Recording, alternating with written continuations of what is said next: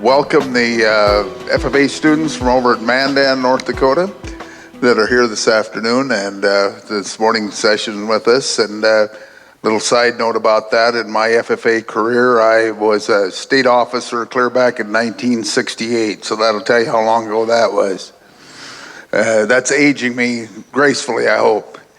At this time, I'll have our MC for this afternoon, the former mayor of Bismarck, North Dakota, John Warford will be here. He's now associated with University of Mary as the dean of their business school, and he will MC for this afternoon's ceremonies. Thank you.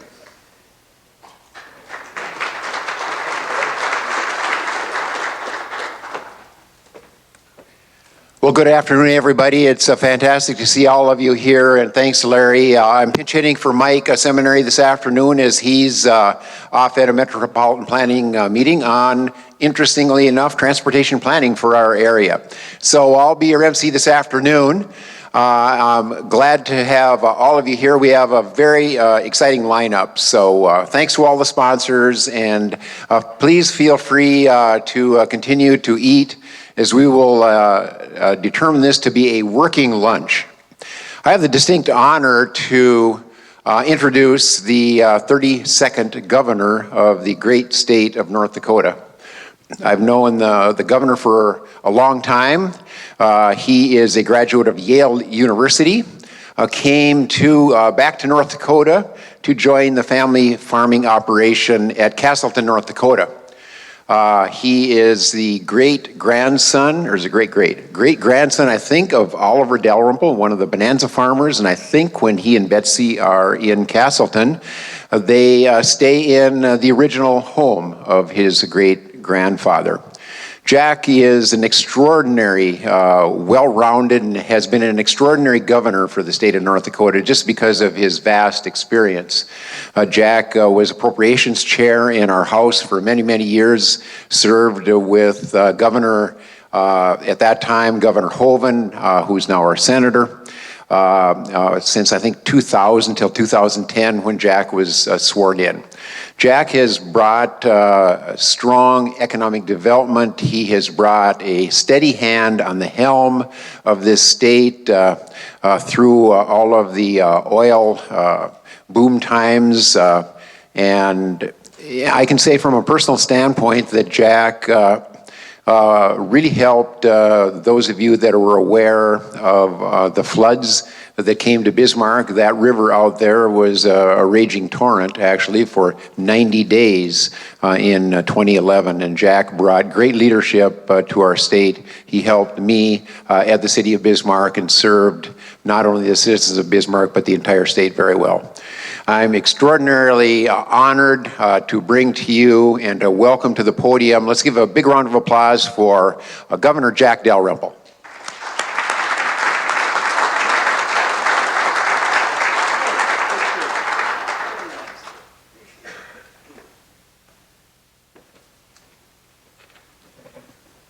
John, thank you very much for the nice introduction, and I'll go right back at him. Best darn mayor I ever knew, and he was there also in 2011. Spent a lot of time together hanging around sandbags, and John Warford's going to go down in history as a great, great mayor of the city of Bismarck. It's good to be with you. I was asked to come over and give a welcome and introduce your keynote speaker, which is a great honor for me. I was the chairman of the North Dakota Trade Office for 10 years as lieutenant governor. So I have a kind of a soft spot in my heart when it comes to the subject of exporting products from North Dakota.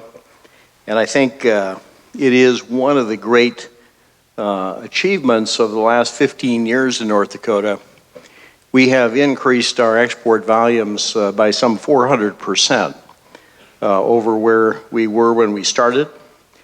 We actually created an entire model for a state trade office that I think is still the best in the United States. We waste no money whatsoever on offices or fixed fortifications of any kind.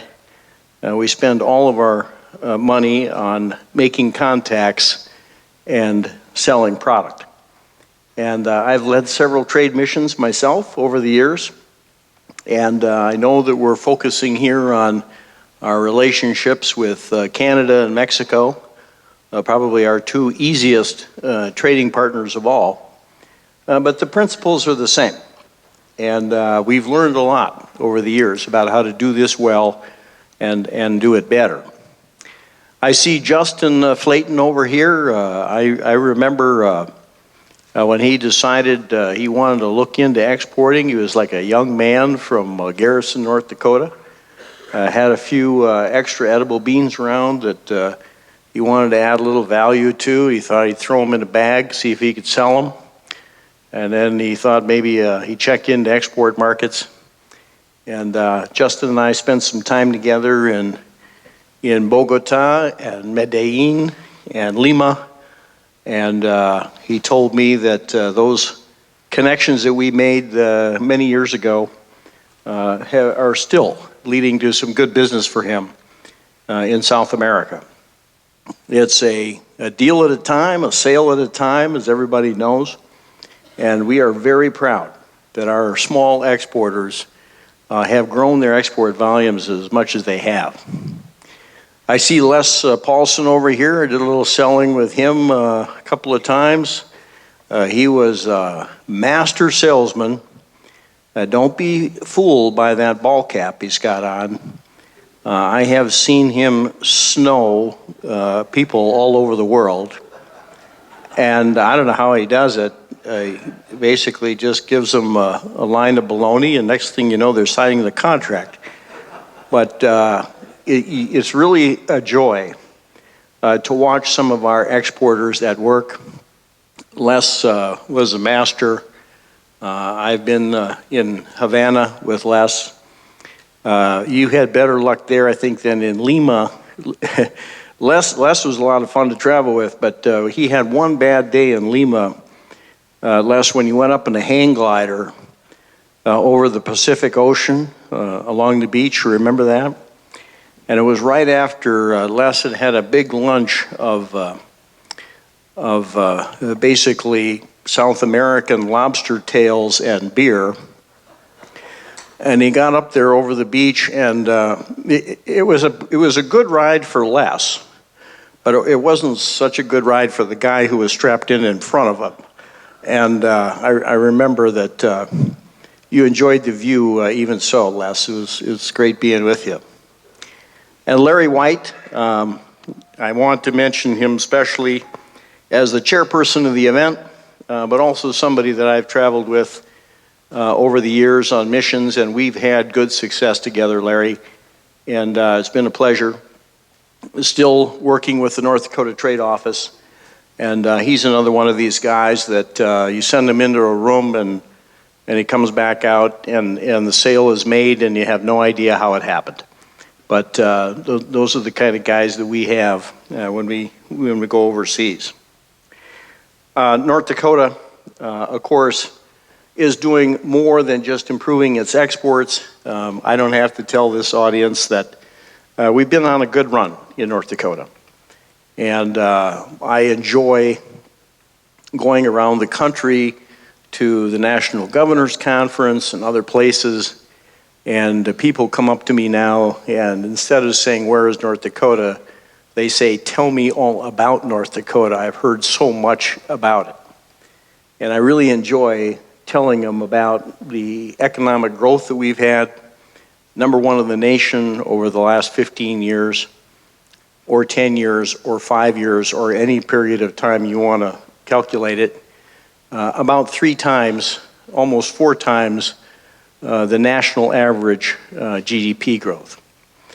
So things have been working well here, and part of it is this commitment to our enterprises, whether it's in-state or enterprises that reach far beyond the borders of North Dakota.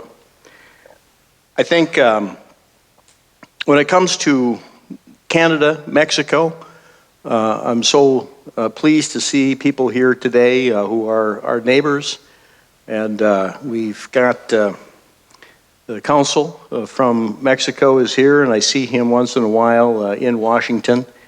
Very interested in North Dakota, very well informed on what we're doing. The trade corridor is a concept that's been around for a good long while. And I can't remember the first time I saw that picture, of where they highlighted Highway 83, and that was the concept. And it's interesting how it's evolved over the years. But now that relationship, those relationships are as important as they've ever been.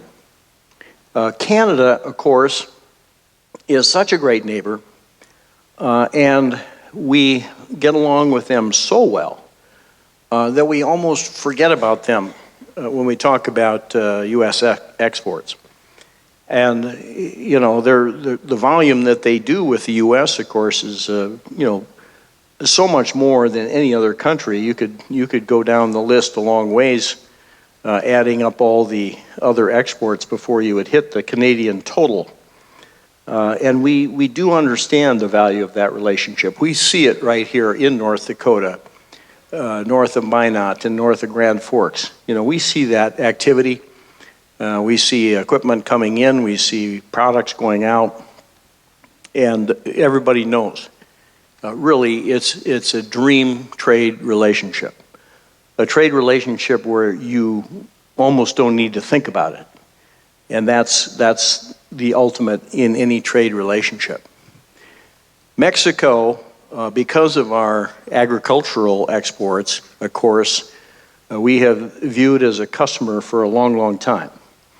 And especially hanging around with the people in the edible bean industry, we know what a big role Mexico has in that and always has. And still a tremendous amount of opportunity there. So if any of you are looking at ideas for export to Mexico, be sure to mention it to Larry White or to Dean, and let us know if you want to check out some opportunities. Because we will organize a group, and we'll go down there, and we'll find the prospects, and we will do the legwork for you. And do not hesitate if you have ideas on things you would like to explore. In the end, I think our relationships there are also excellent at this point in time. Had a little ruffle over the sugar imports about a year and a half ago. The council has informed me that he's got that all straightened out, and it'll never happen again, and everything's going to be fine. But that's the way that we are able to do things with our good neighbors. It's an incredibly difficult situation, incredibly difficult negotiation, but we get the right people together, worked at it over a period of many, many months, and you come up with a solution to the problem. So refreshing to see in today's international scene, where there are so many situations where the solution never really comes. So we have that kind of relationship with Mexico. There may be some tough negotiations, but we feel like we can talk to them and we can solve problems together. I'm going to get off this stage. It's an honor for me to be asked to introduce the keynote speaker for the luncheon. Somebody that I have known for a long, long time. Orion Samuelson is the giant still of farm broadcasting in the United States, has been for a long, long time, and he is ageless as far as I'm concerned. Orion and I first met in 1983 at the National Awards ceremony for the Outstanding Young Farmer competition. And this is a program that some of you may have heard of, put on by the National Junior Chamber of Commerce. It's open to all 50 states, and they put forward every year a state winner from about 35 states, I think, of their outstanding young farmer in each state. And it so happened that in 1982, I allowed my young friends at Castleton to talk me into putting my name forward as the Castleton candidate for North Dakota Outstanding Young Farmer. And I still can hardly believe that I said yes, but I didn't want to disappoint them. North Dakota has probably the most active program in the United States. I think we had something like 25 people, maybe even 30, competing for just the state prize at that time. And the last thing in my mind was that I would, actually win the prize. There were some fantastic operators that I still know who were in that competition. And we got to the event. It was the ceremony was held in Dickinson, North Dakota, presided over by Keith Bierke, who is already a leader in U.S. agriculture. And there was a kind of a form, an application that you filled out. And on that form was your progress in farming and other things you had done. But part of the form was contributions to your community. And so everybody filled that out and, turned it in. Well, lo and behold, I couldn't believe it. They called out my name as the winner of the North Dakota contest. And I told Orion at lunch, I said, it was the first time in my life that anybody ever came up to me and called me a leader. And I had just been minding my business on my farm for the previous 10 years and really never thought of it that way. But they said, you won because of some of your leadership in the community. Couldn't believe it. So I go to the national competition. That was just a lark. I thought, boy, what a great way to spend a weekend, meet some interesting guys, have a good time. And there was Orion Samuelson, who was the absolute master. He was the guru of the Outstanding Young Farmer Program in the United States, the great broadcaster from WGN.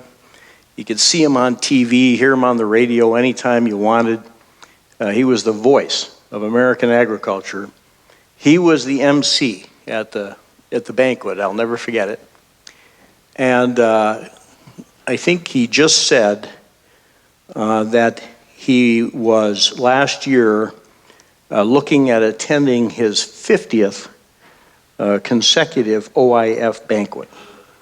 Unbelievable record of achievement. Anyhow, that was a lot of fun too, because I was named one of the 4 outstanding young farmers in America, and I've known Orion ever since. And we have a lot of friends in common, not only from North Dakota, but from U.S. agriculture and people that have been involved in USDA and farm policy, secretaries of agriculture. We were sharing some stories about people that go so far back that none of you would even remember. Clayton Yoder and some of these other people that we talked about. Orion is a great celebrity in agriculture. Like I say, I consider him ageless. He looked about the same way 30 years ago as he does right now.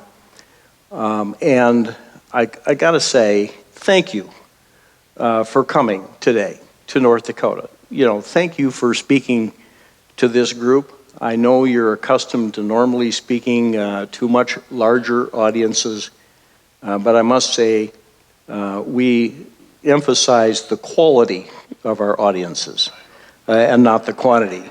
Orion Samuelson.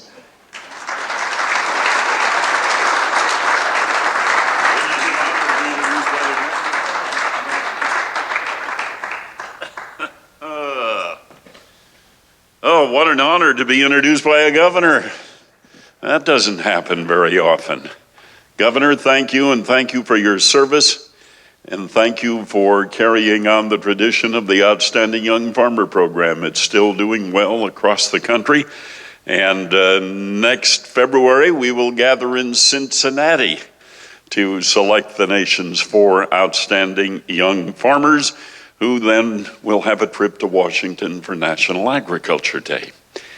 Good to be with you in North Dakota, and as I came in, and interestingly enough, the governor and I were on the same plane. We met at the airport in Minneapolis. We're on the same plane coming in, but as I looked out the window, because skies finally cleared last night about 30 miles east of here, and I saw the river, and then I realized it's the Missouri. I had forgotten how far the Missouri River travels and how many states it covers and how many were flooded out in the Great Flood a few years ago. But, and that reminded me, and I don't know why I get into these side roads, but back in the late 60s, when the Mississippi had a terrible flood, just a terrible flood on the Mississippi. And Earl Butz was Secretary of Agriculture, and he was going to be given a aerial tour with the Army Corps of Engineers down the Mississippi to take a look at the farmland that was being flooded. And so I got a call from the Secretary, and he said, "Would you like to fly with me down the Mississippi to see the flood?" And I said, "Sure would." And the thing I remember, besides the immensity of the flood, was the statement made by the officer with the Army Corps of Engineers, who said that when the Mississippi reaches the Gulf of Mexico, 80% of the water has come from the Ohio River watershed. And I said, well, wait a minute, look at the geography of the Mississippi north of St. Louis. Look at the geography of the Missouri west of St. Louis. That can't be. He said, take a look at the size of the Ohio River watershed. Take a look at the amount of rainfall they get in that area compared to the areas on west. And I've never forgotten that. It was one of the interesting stories that I learned on that trip. Well, a couple of things the governor did not tell you about me, and I must share at least one of them, so if I say something that upsets you in the next few minutes, you'll understand. I grew up on a dairy farm in Wisconsin, 200 acres, 90 of it tillable. We milked 26 cows. We had 6 sows and 200 chickens and a dog and 13 cats. And that was a family farm in the time that I was growing up. The family farm is now part of 3 other farms on the ridge, owned by the brothers that bought the farm I grew up on, I was born on, in the western part of Wisconsin. But I was getting up at 5 o'clock every morning to help Dad milk cows and do the chores before going off to high school. And finally, in my generation, you didn't even suggest things to your folks till you were 18 or 20. And so when I reached that stage in my life, I said, Dad, I am not going to spend the rest of my life getting up at 5 o'clock in the morning to milk cows.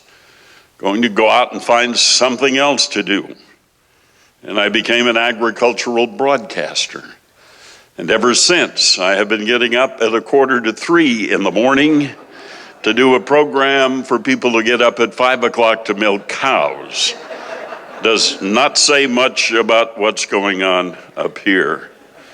But I'll tell you this, sitting in a studio on Michigan Avenue in Chicago at 5 o'clock in the morning, particularly on a January morning, is a lot better than sitting milking a cow in a cold dairy barn in Wisconsin with a tail wrapped around my neck that's been in the gutter all night. So anyway, it's a better life. Where are the FFA people? I want to see you. Hold up your hands high. Come on, FFA. Because I titled my book, You Can't Dream Big Enough for You. Now, the book is sort of a history of broadcasting and a history of agriculture and a history of growing up on a farm without electricity and without indoor plumbing and all that sort of thing. but the title is aimed at young people. And so I tell you, you can't dream big enough. I'm excited about this business of agriculture, but I'm challenged too, and this is where we need your help and the help of everybody else in this room. But what's ahead of you is, you can't imagine it. And let me tell you why I titled it that way, because it applies to my life. And I don't say this to brag, but when I was sitting on that three-legged milking stool, milking cows in the morning, and by the way, once you learn how to milk, you never forget. I am the 5-time Illinois State Fair cow milking champion, 5 times. I retired undefeated. But sitting there, I couldn't have dreamed I would go to all 50 states in my lifetime. I would go to 44 countries with a television crew to take a look at how they farm in their areas, and also what they do with the products from the U.S. that they buy. Couldn't have dreamed that I would meet 7 presidents. Couldn't have dreamed that I would go to the White House for dinner. A Wisconsin cow milker going to the White House for dinner? Couldn't have dreamed it.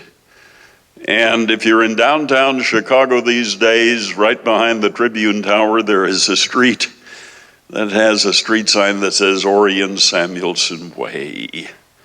A cow milker from Wisconsin with a street in Chicago named after him. You cannot dream big enough.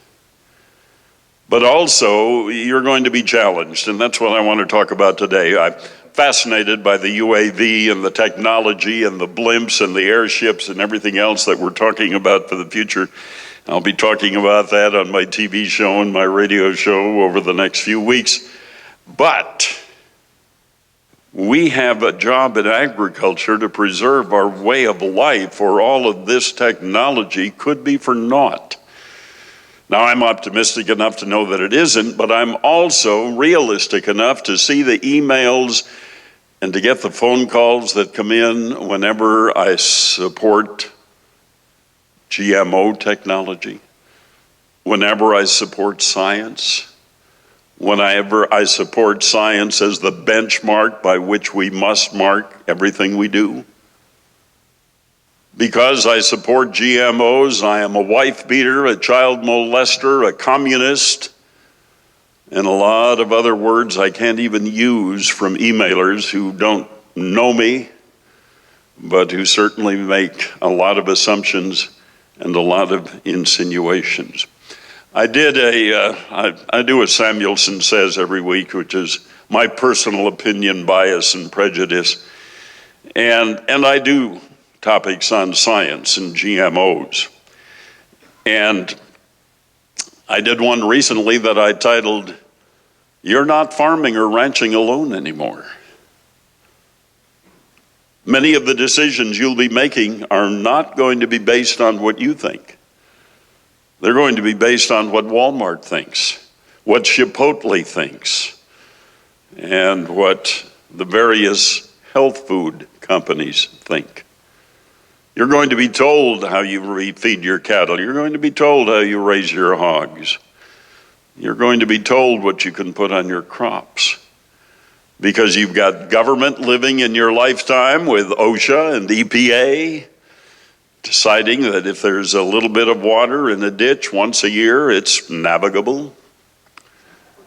And so you have the government agencies, you have the environmental agencies, and then you have all of the activist groups that somehow, despite what we've done, and I guess we've done it too well, still believe that food originates in the supermarket. And all of the technology that we heard about this morning could be stymied by some people who are just fanatics about what they believe, and others who are misled by information, who would legislate against what you do and how you do and where you do to put food on the dinner table, to put a roof over their head, to put energy in their tanks, to put clothes on their back. Agriculture has done it so well that we don't notice.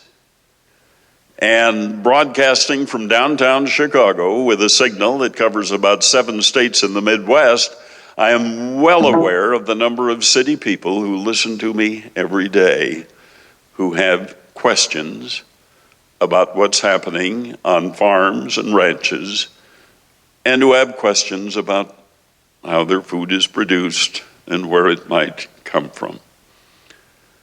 So it's an effort that we cannot slow down on. I mean, I've been at WGN 55 years, and I've had the opportunity to do this every day, 17 or 18 times a day.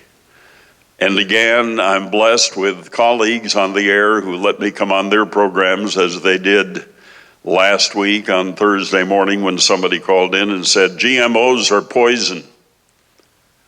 And the host said, well, let's hear what Orion thinks about it. And so I shared my thoughts on GMOs. And I did it rather bluntly. I said, if you're against GMOs, you are selfish and you're against the environment. And let me explain why. You're selfish because you have probably never walked into a supermarket with empty shelves, which I did in my early visits to the Soviet Union when there was a Soviet Union. I can remember vividly in a smaller town in Russia, seeing a line of people waiting to get into the food market. And we went in with our cameras to take pictures, and there was nothing on the shelves.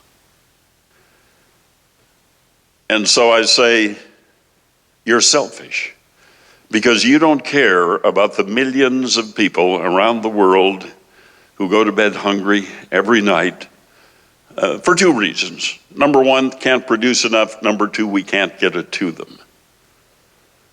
And then I say, and you really are not a friend of the environment, because if we were not to use the technology and the science and the GMO technology, it would take millions of more acres of fragile land subject to wind and water erosion in order to produce the food for another 2 billion people on this planet by the year 2050. So that's why I ask of you to join me every day when you have a chance, whether it be at that local restaurant.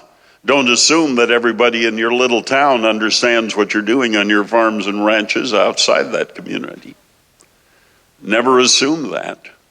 And never apologize for what you do to produce food and fiber and energy, because we need it. And we need to help people understand. I'm encouraged by programs like Ag in the Classroom.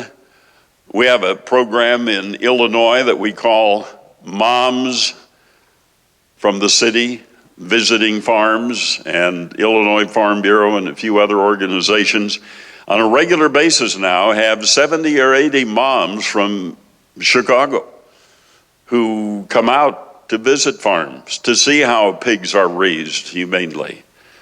And the most recent visit took them to Monsanto in St. Louis so that they could at least hear from scientists what they're doing and why they're doing it. Because for some reason, corporate people in the minds of a lot of consumers are evil. They only do what they do for money.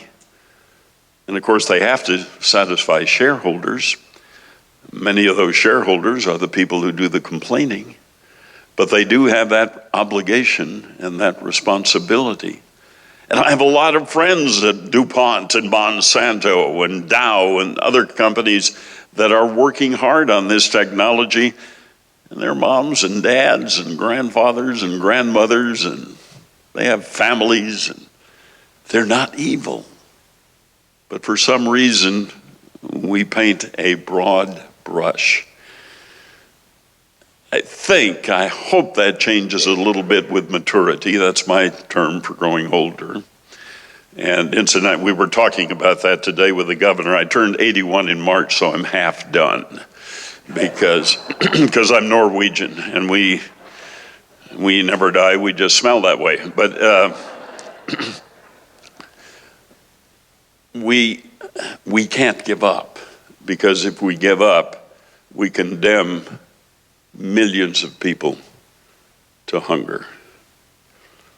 I share with you a couple of questions that are asked of me very frequently, and the final one certainly ties into the purpose of this meeting.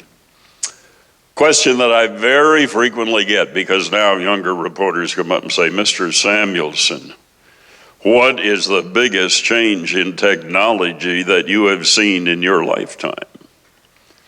I can not only tell you what it is, I can tell you the date it happened. April 11th, 1947. That was the day the REA hooked up the Samuelson farm to electricity. They got close to us before the war broke out, and then of course copper was no longer used for electrical wiring, and so we had to delay, and it was 47 before we got electricity. I have two grandchildren that are teenagers, and I tell Matthew that because Matthew is kind of a computer specialist. That's what he's studying in his freshman year in college, and he looks at me, he says, electricity? I said, hey, without that you wouldn't have Xboxes, you wouldn't have video games, you wouldn't have any of this stuff, because you need electricity. And I remember the day vividly, because that day my mother threw away the flat irons that stood on the wood burning cook stove. And we no longer had to put perishables into a basket at the end of a 30-foot rope and drop it down into the water cistern to keep it from spoiling in the hot summer days. We no longer had to wait for wind to provide water. We were a ridge farm in Wisconsin. If it didn't blow, we didn't have water. Now we had an electric motor to pump the water. I didn't have to milk by hand anymore. We had a milking machine. And the most miraculous thing happened that first night. Because before that night, whenever I would go upstairs to my bedroom, I would be carrying a kerosene lamp. And on that night, I flicked a switch, and there was light upstairs in my bedroom. It changed life in rural America. And that's the biggest technology change. The second question is, Mr. Samuelson, in all of the years you have been covering agriculture, what is the biggest change you have seen in agriculture? I have a one-word answer. Not necessarily the right one. You might have a different one, but it's mine, and it's globalization. We are no longer a North Dakota agriculture. We are no longer a Midwest agriculture or a Southern agriculture. We're no longer an American agriculture. You're no longer a Canadian agriculture. You're no longer a Mexican agriculture. You are a world agriculture. In the U.S. particularly, with 95% of the world's population living outside our borders, we'd have to shut down half the farms and ranches if we couldn't trade globally. We can't consume the abundance that our farmers and ranchers can produce. No way. And if we don't have that market, if we don't have that trade,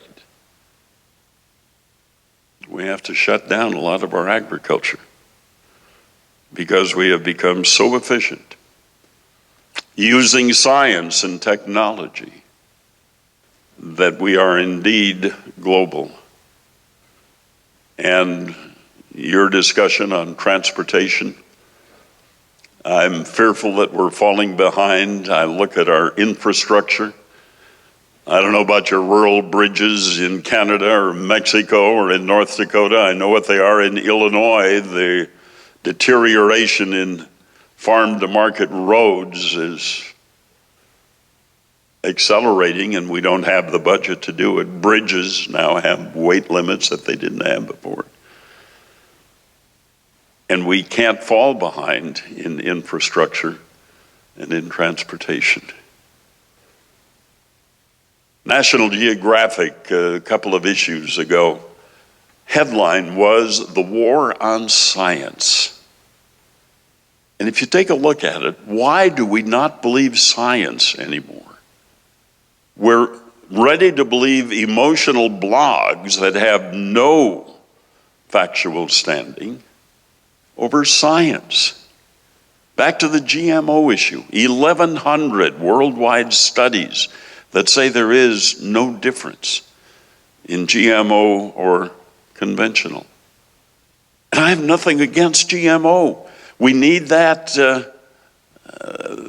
organic food to satisfy people who can afford it and who want it. I say in agriculture, we have to quit infighting, and we do too much of that, whether it's fuel versus food, ethanol versus expensive corn for cattlemen, and all of that sort of thing. We've got to stop the infighting, because the outsiders see that and say, well, if they can't agree, then there must really be something wrong. There's room for big farms, there's room for small farms, there's room for conventional, there's room for organic, there's room for everybody. But if we spend time and energy on emotion rather than science, it's hurting all of us in this business. What a business it is. Back to you FFA members. Did a story this week. There's a new study out, just announced by Secretary of Agriculture Tom Vilsack and Purdue University. They did a study that showed that every year there are about 55,000 job openings for people with degrees in the agribusiness industry. And here we are at graduation time in high schools and colleges across the country, and probably high school graduates who say, boy, I don't know what I'm going to take in college. I don't know what I'm going to do. I just don't know. Take a look at agriculture, 300 plus career opportunities with an agricultural background being a very helpful ingredient, everything from food safety to golf course management to landscaping to feeding cattle to feeding hogs. You can't dream big enough. You really can't. And so at graduation time, if you find yourself looking and wondering, agriculture offers some wonderful opportunities, because 55,000 job openings, we graduate 37,000 degree people from college. That means we're 20,000 short every year.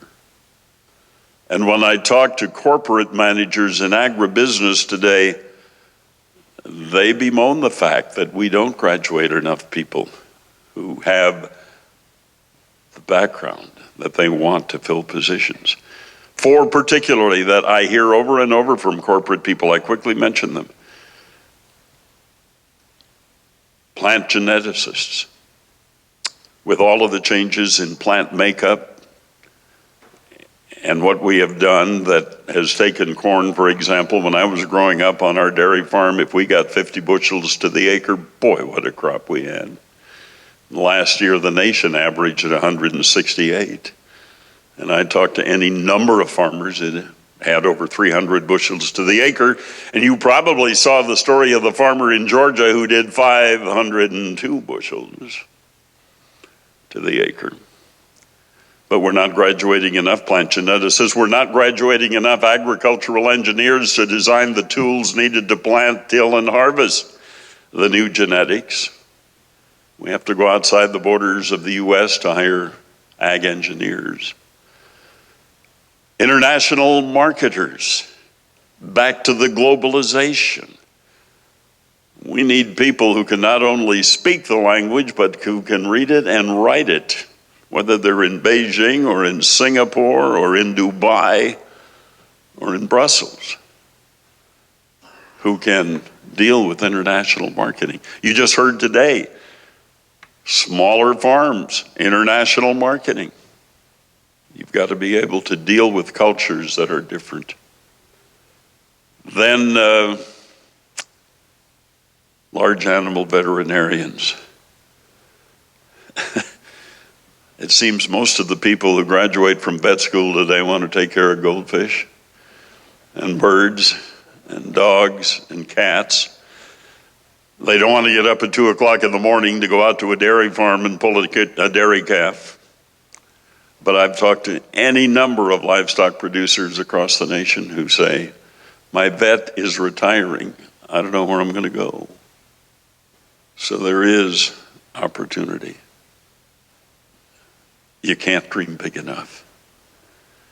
And as I said, you can no longer dream locally. You now dream globally. Because trade is such a vital part of what we do, and that's why I'm glad to see you people getting together in this kind of a setting to talk about the trade negotiations. Golly, I was surprised. I don't know about you, Governor, but I was surprised last week when some of the Senate Democrats said no on fast track authority. We need it because we need to trade. So keep dreaming. And as adults, we can dream too. I've got some dreams that haven't been fulfilled yet, and by golly, I'm going to work to do it. But I guess my biggest dream is to bring more understanding between rural and urban America. We need to build bridges of understanding rather than walls of misunderstanding. And that comes down to individuals. You can do it as groups, but it comes down to individuals. And you really need to do that. Well, my heritage is Norwegian. All of my grandparents came from Norway and settled in the hills of western Wisconsin. And so I've spent a lifetime telling Ole Lena stories. And so I can't leave you today without at least sharing one or two with you. And I'll do that in closing to leave us with a smile. Ole and Lena belonged to the Lutheran Church of the Never-Ending Prairie Wind in Rugby, North Dakota, I think is where it was located. And they called a new pastor, and shortly after he arrived, he decided to devote a weekend to a marriage retreat to talk about the ingredients of a good marriage. And so he opened this program on a Friday night with married couples in the audience and said, there are many ingredients. One of them is open communications. You have to be able to discuss openly and honestly any subject with your spouse without doing it in anger. And he said, another ingredient is you have to know your spouse's likes and your dislikes. And so he said, my first question of the session is for you husbands. What is your wife's favorite flower? And with that, Ole nudged Lena and leaned over and said, Lena, is it still gold medal all-purpose? Oh, I can tell it's a young audience. You don't know what that is. Okay. That kind of ended the weekend for Ole and Lena. And then one other Ole story. Look out for experts. Ole was a duck hunter in Wisconsin, loved to go out hunting ducks. And on this particular Saturday morning, he'd had a pretty good morning. He was out hunting, had thrown a few ducks in the back of the pickup, was just getting ready to leave, and up comes the game warden, and he lived in the district with the nastiest game warden in Wisconsin. Game warden said, sir, you had a pretty good morning? And Ole says, yeah. He said, looked in the back of the pickup. He said, I assume you have your Wisconsin duck hunting license. Ole said, here it is. So with that, the game warden picked up a duck, lifted the tail, and smelled under the tail, and he said, sir, this is a Minnesota duck. You got a Minnesota hunting license? Yeah, here it is.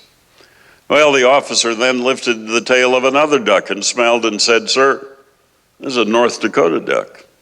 You got a North Dakota duck hunting license? Ole says, yeah, here it is.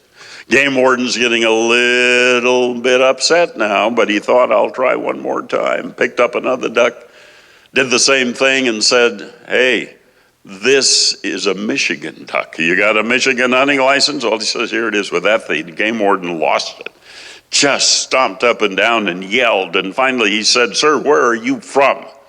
With that, only turned his back to the game warden, dropped his pants, bent over, and said, "You tell me, you're the expert."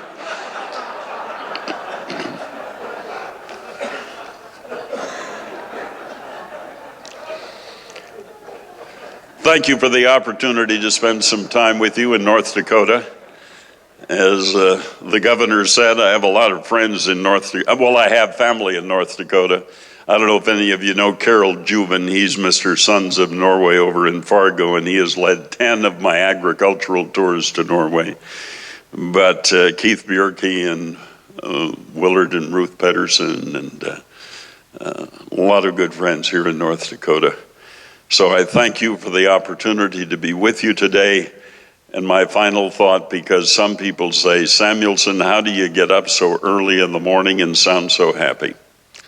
Well, there are some mornings I'm lying, but I do get up at 2:45, and here's my formula for getting up.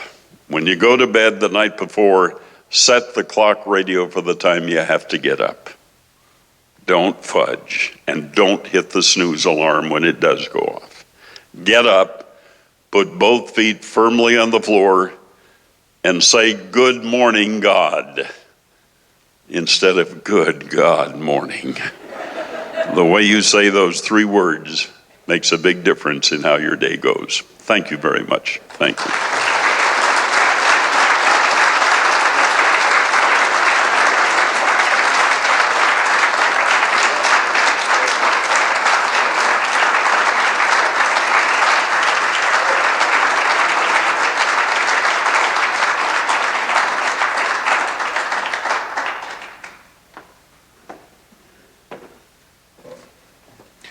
What a great message. Thank you again, Orion. Let's give him another round of applause. He came a long ways to be with us, everybody. You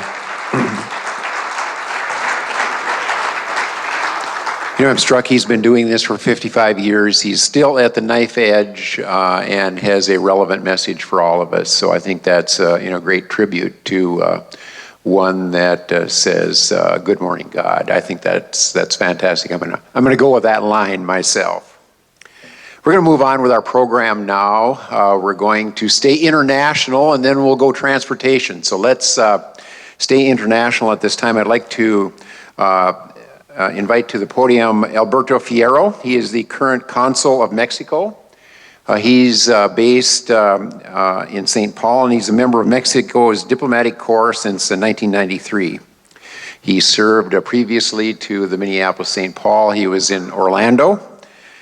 He and I had a chance to talk a little earlier. He is from Mexico City. His family is all in Mexico. He's been about 2 years in Minneapolis.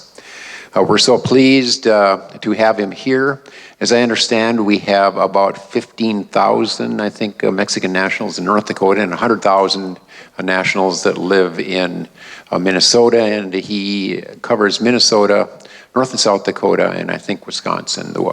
So let's give a big round of applause to the Consul of Mexico, Alberto Fierro.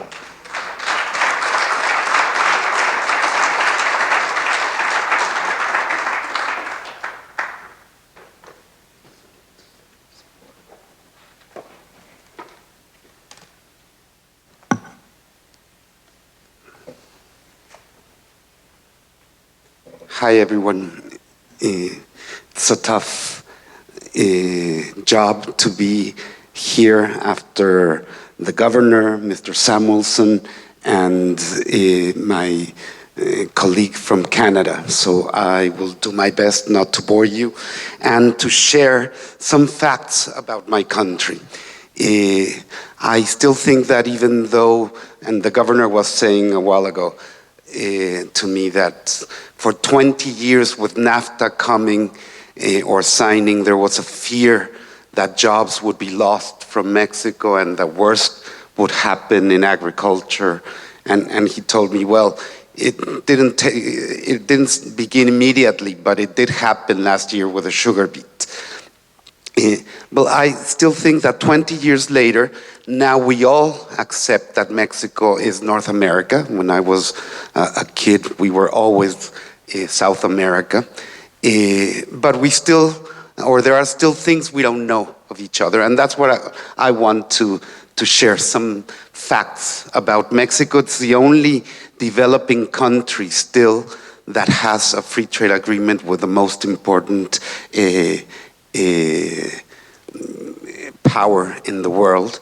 And so that makes it an issue. And just an example of how we need to know more of each other. Yesterday when I arrived here, suddenly I felt a little uncomfortable being there, until I realized that it was because the flag of Mexico was upside down. The eagle was, and I thought, should I say or not, because it might not be diplomat. But then I thought, well, what if the US banner had the stars, the blue part with the stars exactly in the bottom? It would look a little absurd. So I did say, hey, do you mind putting the flag the way it goes? So it's just a little thing of we can know more of each other all the time.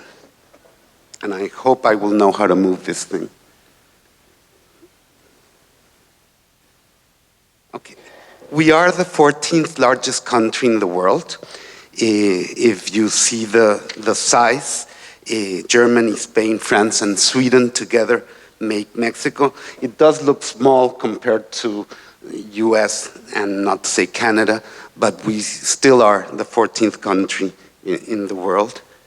In terms of territory, we are 118 million people. So it is a growing middle class. One of the big issues is still, even though there's been more than 20 years of policies to reduce poverty, unfortunately, we have not been wise enough to reduce it as much as we would have wanted. But it is true that there is a growing middle class. At least 60% of Mexicans are part of this consumer. And today we are the second consumer of American goods, but probably just because of demographics, we might become the first, because as we heard in the morning, Canada only has 34 million people, and as much as it will grow, it won't grow all the way to the 120 that Mexico is. We are also the first, second, or third international partner to most of the states in the United States. And we have 5 big competitive advantages. One, macroeconomic environment. You might remember before NAFTA, we had to be bailed out once by the US. We had lots of economical crises, but since more than 2 decades, we have had very healthy macroeconomic environment. We are a gateway to America, to the Americas. We are in the middle. We have an important internal market, as I just mentioned. We are progressing in our human capital, and we have developed in the last 20 years a sophisticated economy. Automotive, we are one of the biggest exporters of cars in the world. Aeronautic, we have now an important aeronautic industry. Electronics, for example, all the flat screens in the US, or 90-something % of the flat screens are made in Mexico. And we are big in fresh and processed food. This is wishful thinking. According to Accenture, we might be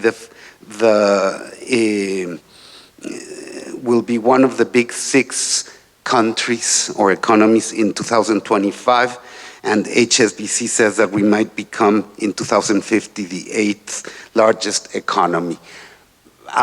This is what my government tells me to tell you, to share. I do hope that we do it and that we make it, but let's see. Invite me in 2025 and I'll let you know. When this presentation was prepared, I learned that we became the 15th economy.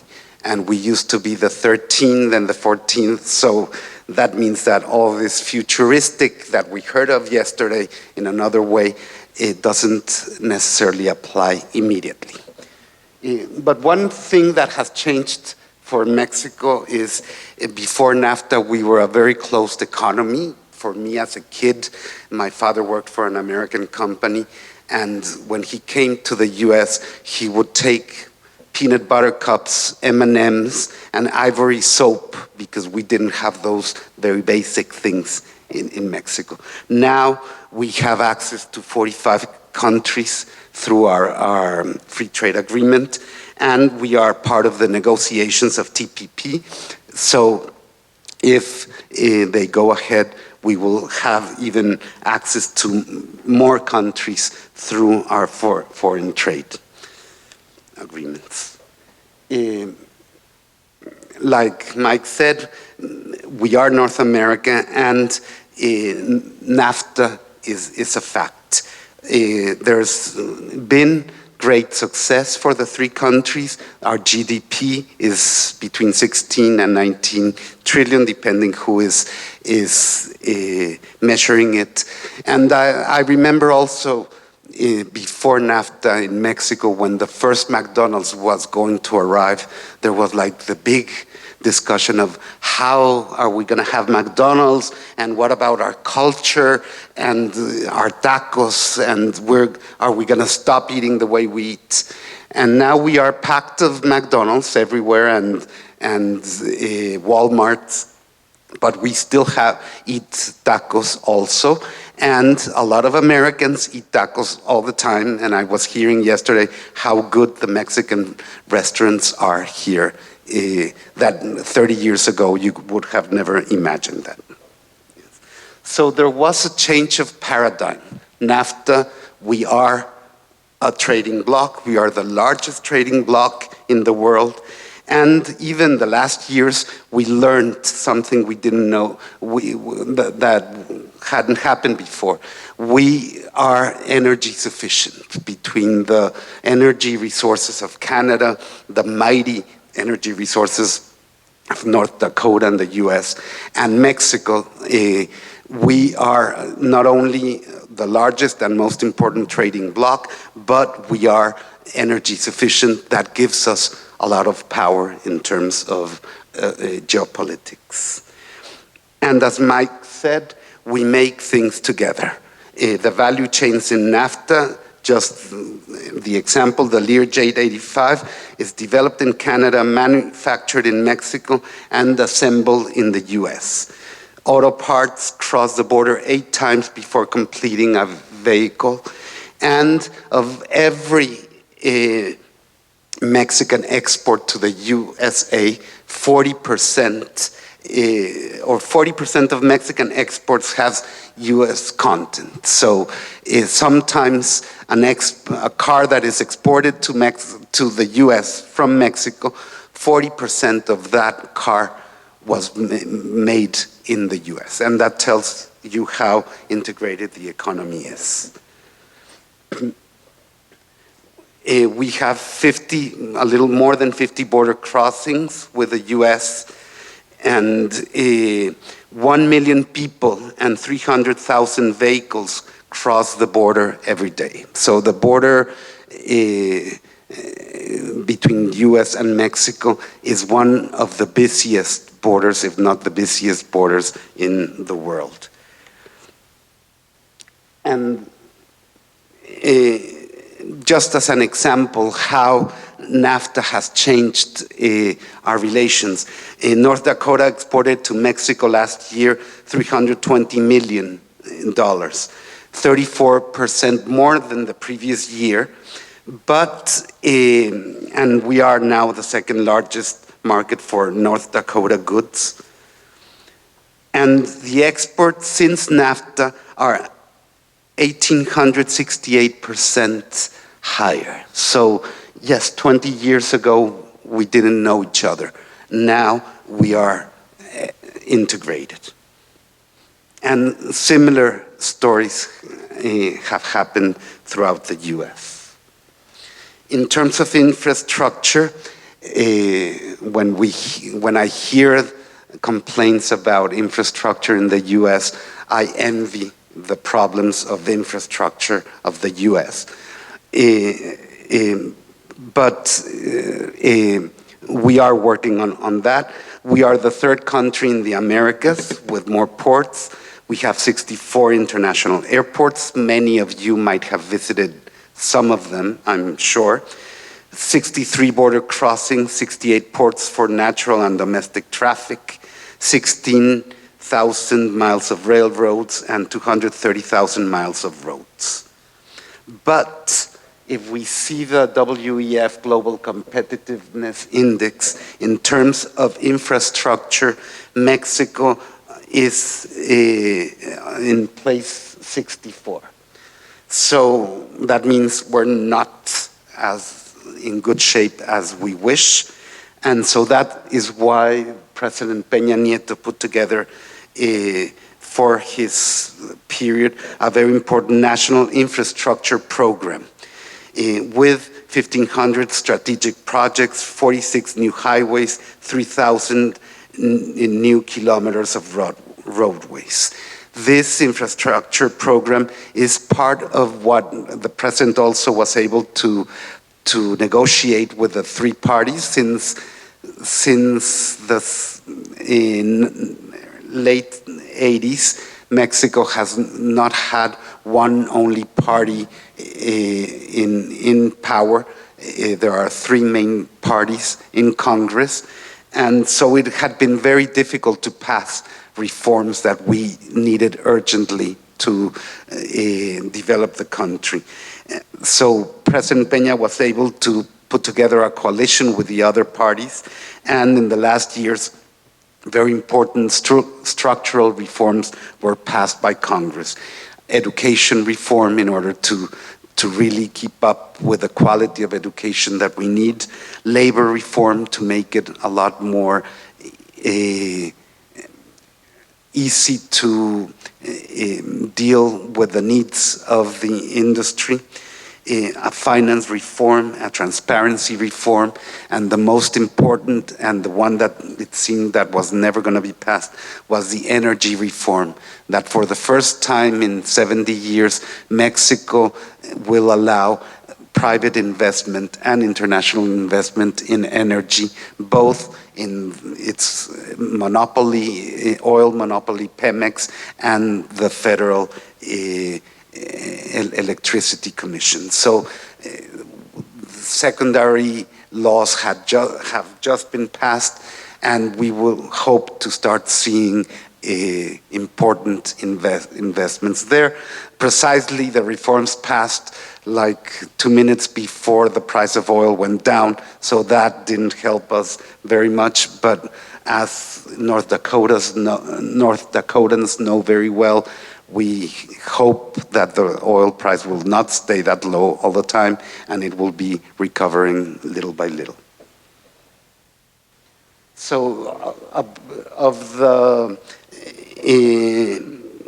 infrastructure program, the biggest amount, as you can see, is energy. The second is energy, but electricity, the orange one, and rural and urban development. Because there is another thing that you might have heard of, is there are two Mexicos. There is the export economy, which is doing very well, but there's also the informal economy and the most underdeveloped part of Mexico. That is precisely the southern part of the country. So the government is putting a lot of effort in increasing the productivity and the infrastructure in the southeast part of the country.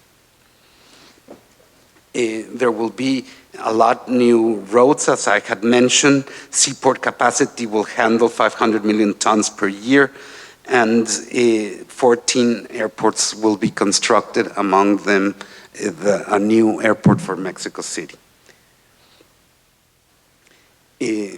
In terms of rails, also, a lot of our infrastructure was 19th century, so there is a big amount of money putting in our trains to consolidate ourselves as a major global logistic center.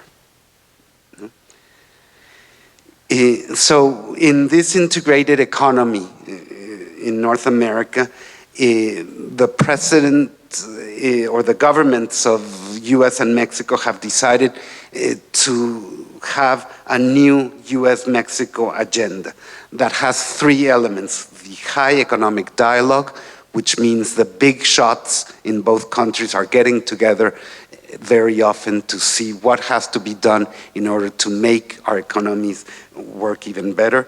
There is a Mexico-US Entrepreneurship and Innovation Council, MUSEIC, which is implementing many bilateral projects.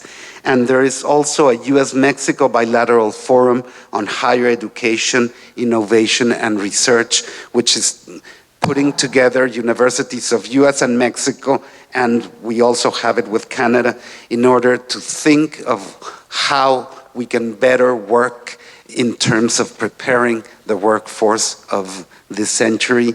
With all the baby boomers retiring, there's a huge need of a better capacity in our youngsters. In terms of US-Mexico trade by transportation, as Mike mentioned, also in terms of Mexico, the majority of the transportation is by trucks. There is the North American Strategy for Competitiveness, NASCO, had its annual meeting last year, and it's working precisely. It had its annual conference in Mexico last year, and it's developing logistical platforms to develop logistic corridors and interconnect better Mexico, US, and Canada. We were very happy to know that in January 15 this year, the US published the authorization to accept Mexican transportists to move goods through the US after a 3-year pilot program. So it should have happened 15 years ago, but finally, after 15 years now, long-haul operations by motor carriers will happen between Mexico and the US. Here we're thinking about trucks without drivers. That's the next step. In the case of Mexico, we're already glad that we are accepted, that our drivers are accepted, that we have proved to the US that after an analysis of more than 1,000 Mexican companies, we showed that our levels of security and safety are comparable to those of the US and Canada. And obviously, drivers must have a US commercial driver's license and English competency. But that's something that we're working on. So, and we have a big bilateral program called the 21st Century Border, which is working in harmonizing data requirements. The same thing as Mike mentioned between US and Canada, we're doing US and Mexico. Sometimes we do it trilaterally, but if bilaterally it's complicated, trilaterally it's a little more, but both elements are working at the same time. So we are harmonizing data requirements, facilitating custom processes, and there is a lot more regulatory cooperation in terms of energy, food safety, transportation. Just for example, crossing the border in Tijuana and San Diego used to take 3 hours. There was a new bridge opened that has brought it down to half an hour. So that is going to make a big change. And like that, there are several very important bilateral border projects. So challenges that we face for the competitiveness of North America is, as I mentioned, our labor force, specialized and high-skilled human resources, better conditions for human mobility. I was happy to visit a couple of weeks ago a big farm close to here, but in Minnesota, in Morris, and I was impressed to see that more than 300 agronomists and veterinarians were hired from Mexico, and they're coming with the NAFTA visa. And they come to do a lot of the processes that needed to be done, and there were no skilled laborers ready to do it. So they're bringing them from Mexico.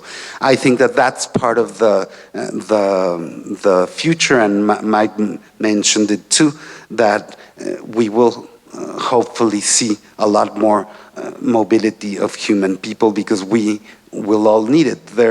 Last month, several months ago, I heard at the Minneapolis Foundation a conference about it was called The Browning of America. And it was just giving demographic numbers of how the only growth in terms of population is coming from the people of color, and that's a fact. Well, we have to train those people in order to have the better skills to help us continue being the great bloc that we are. Finally, just to mention, as consulate in St. Paul, I would be very happy if any of you need to explore doing business with Mexico to help you. And we have also ProMexico, which is a US, like the US Commercial Service, but it's the Mexican part, that helps attract foreign direct investment. It helps Mexican entities for the internationalization and for them to export. So, for example, if you need a specific product as part of your supply chain, and if you let us know what exactly you need, ProMexico immediately finds us who are producing it, where, and we would put you in touch with them. ProMexico has many offices in the world. The one that is in charge of this section is in Chicago. And that's it. Thank you very much for listening to me.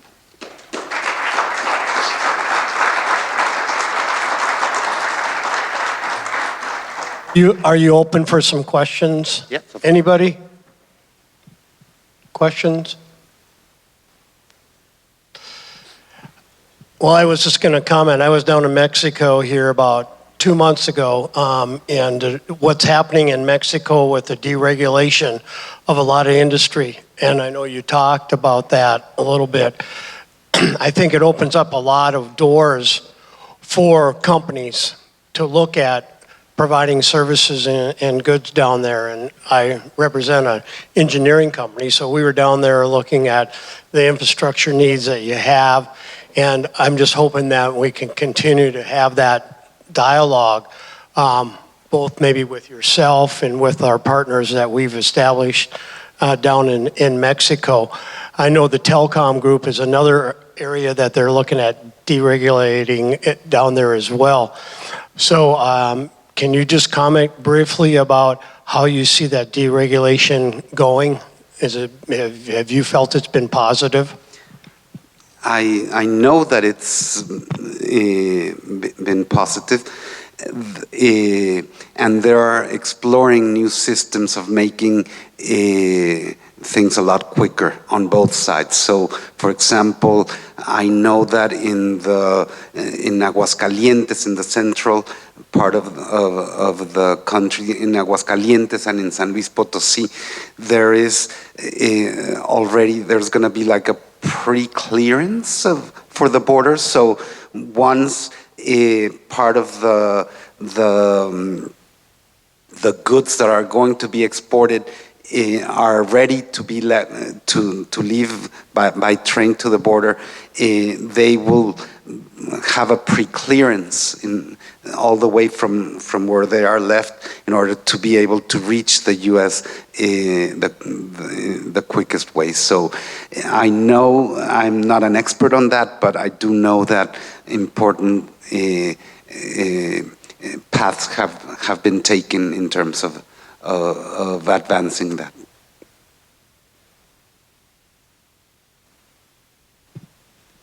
It's on? Oh, there. You mentioned infrastructure, and then you had a couple slides on the growth in truck volumes over the border. I come from the BNSF Railroad. We are certainly interested in growing our business into Mexico. One of the challenges we face is just to compete with trucks given the sheer amount of weight that they're legally allowed to haul on Mexican roadways. Do you see any changes in that coming down in the next, year, 3, 5? Because, of course, trucks that are hauling such large payloads, are, do strain, I guess, your infrastructure. I'm curious what thoughts you might be able to share there. Thank you. No, but what I suggest is, as I hear in the U.S. every time there's an issue, they say, talk to your legislator. I do think that in terms of security, it would be better in Mexico not to have those large trucks. So the more you complain, and the better will be also for Mexico.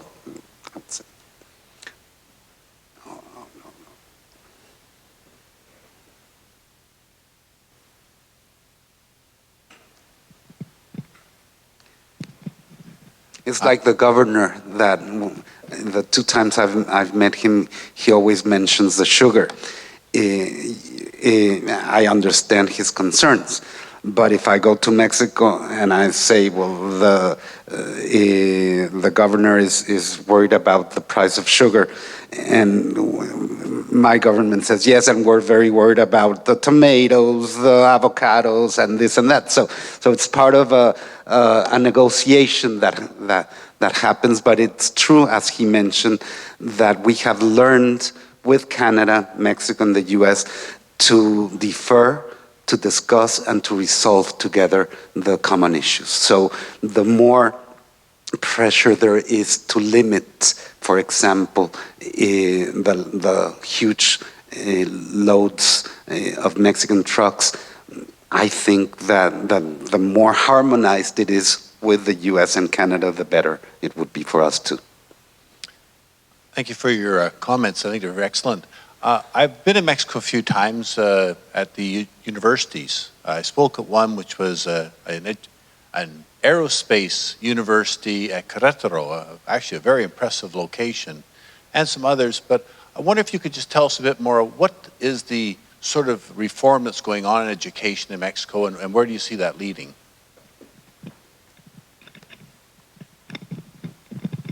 Well,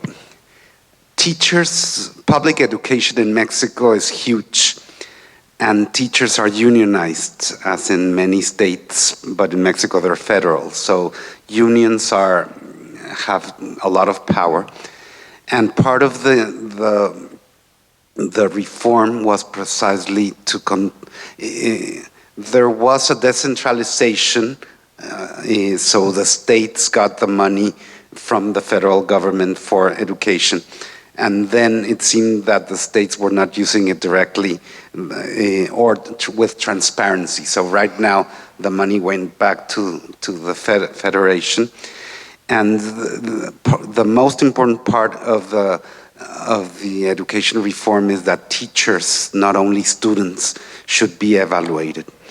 And there's been a lot of resistance. There are 2 states that have decided not to comply because teachers don't want to be evaluated.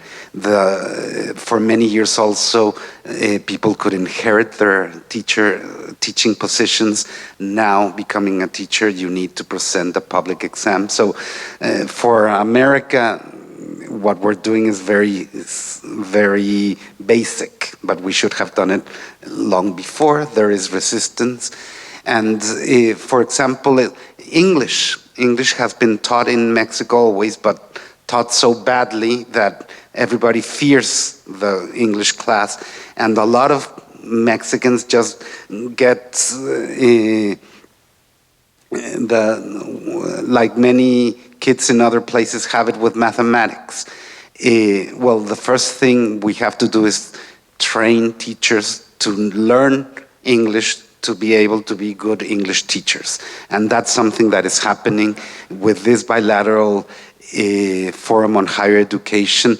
There's been last year more than 7,500 English teachers were for 4 weeks in different universities, some here in North Dakota, taking training courses. So we're starting maybe late to take it seriously, that if we want to be real NAFTA partners and be a globalized country, we have to respect our Spanish because it's part of our heritage and we like it, but English is a tool for survival and a tool for commerce, for trade, and for our being good partners in North America.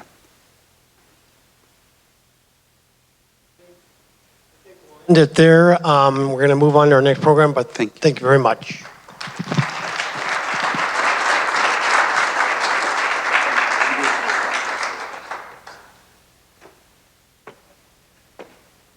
Thank you very much, Alberto. It's a very wonderful message about our neighbor to the south and how much commerce we have between our two countries. I've been asked to make an announcement that this is a smoke-free campus and there's no allowed smoking on the campus. Our next topic will be product movement via the Gulf of Mexico and the Port of Churchill. And Larry asked me to I'll invite each of the speakers to come up individually. Then once they've completed their initial remarks, they'll grab a seat, and then we'll have a short panel discussion afterwards. Our first presenter is Gene Griffin. Gene has more than 30 years of experience in transportation and logistics and is the past director of the Upper Great Plains Transportation Institute for the North Dakota State University. Gene has conducted scholarly work in many areas of economics management, business logistics, and public policy. Gene currently is a consultant to a number of businesses and organizations and is involved in project development and financing. Let's give a big round of applause for Gene Griffin.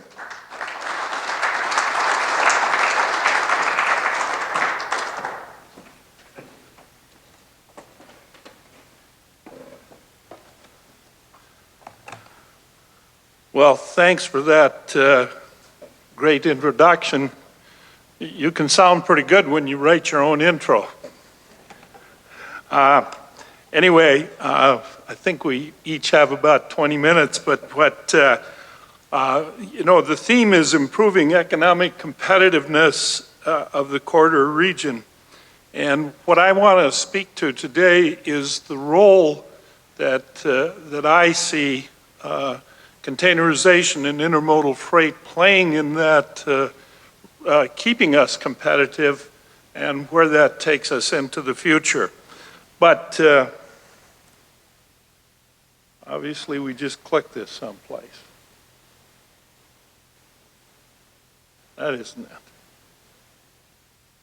That isn't it.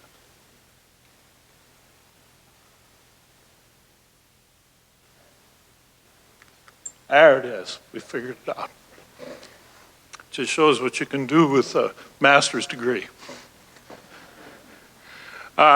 Anyway, just very briefly, how does our economy work? Now, this is really an oversimplification, but there's an old saying in business that nothing happens until somebody sells something. And then I heard somebody recently add to that, and then somebody has to move it. So we can produce things well, we can sell them well, but if we can't move them, everything is for naught. And there's another kind of short thing that I'd like to talk about. You know, we talk about production and pricing and everything, but I think it's actually, if you want to talk about trade, I think there's an interesting formula for it, and that is relationships plus transportation equals trade. And I think if you talk to the trade office, if you talk to the governor, and people like that, you'll find out that relationships are extremely important in creating trade. Kind of a single premise that the rest of the talk is really based on is that North Dakota will not fully participate in the 21st century without a 21st century economy without competitive intermodal rates and service. That may sound a little bold, but let me give it a stab at trying to support that premise. We live in a very globally competitive environment. My eyes aren't good enough to see that one back there, so I'll cheat. So what happens when transportation costs are reduced and service improves? Basically, competition increases. That's both domestically and globally. If you want to go back in the history of the economy of this state, there was a time when there were flour mills in the state. There was a time when there were breweries in the state, a lot of which we don't have anymore.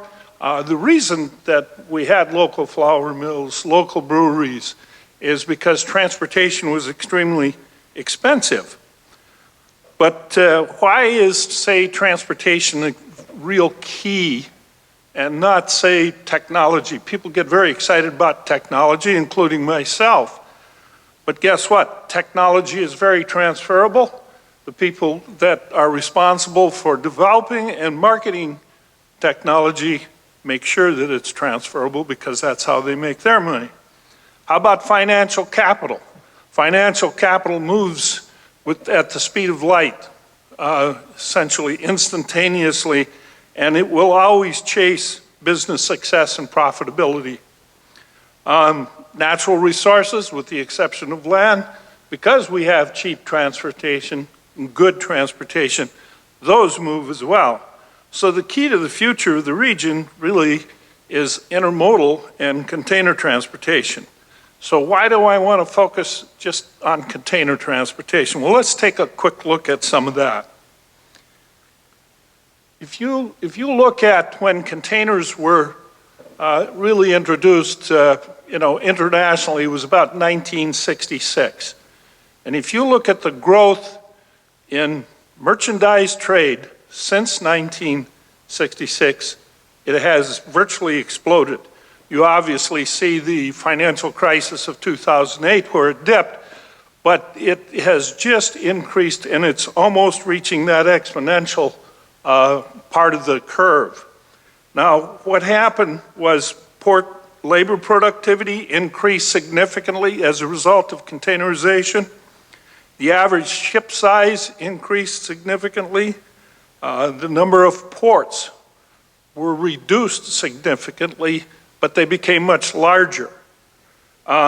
Insurance costs dropped significantly. There's an old joke in the business that before containerization, if you worked the docks, you could take $20 a day and all the scotch you could carry home at night. So that has changed significantly. And then if you look at the value of goods in transit in terms of their cost per ton, it decreased by half. And what does that mean? That means simply that cheaper goods could be traded now. Before, when transportation was very expensive, there was a lot of expensive goods being traded. You can look at it another way, and that is look at merchandise trade as a percentage of gross domestic product. And if you note, the shape of that curve mirrors almost exactly the shape of the change in merchandise trade over time. So we can see that back in '66, we relied on about 77% of our GDP was really in international trade. After the container was introduced, it's up to nearly 25% in today's terms. And finally, very quickly, if you look at selected growth indexes such as population, GDP, exports, and containers, container growth in terms of TEUs has simply outstripped all three of these other indexes, which gives you a good indication of what containerization has meant to not only our economy, but the global economy. And finally, recent study was conducted over in England looking at basically one trade corridor. And the conclusion was, and econometrically, they were able to separate out the impact that bilateral trade agreements had versus containerization. Containerization resulted in a 790% growth in trade over 20 years versus bilateral trade agreements at 45%.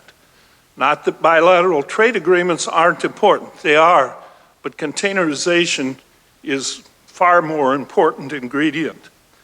So, you know, you have to ask yourself a kind of a fundamental question, and that is, what is mobility's role in a changing economy? And I won't go through this, but, you know, it's kind of a chicken and egg kind of question. Does transportation promote economic growth and change, or does economic growth and change require and dictate a different kind of transportation system? And I would say that it's both, you know. But the truth of the matter is, when we were a hunter-gatherer society, we didn't need much in the way of transportation. But as the first agricultural societies started to develop in the Fertile Crescent, which is now the Middle East, you know, approximately 10,000 years ago, and people figured out that they could produce more food than they could consume, the need for a transportation system was born, and it's been developing ever since. And now we're in a sophisticated economy, consumer goods, a knowledge-based economy, and service economy, where actually containers and the new types of businesses that depend on them will require intermodal transportation to be successful.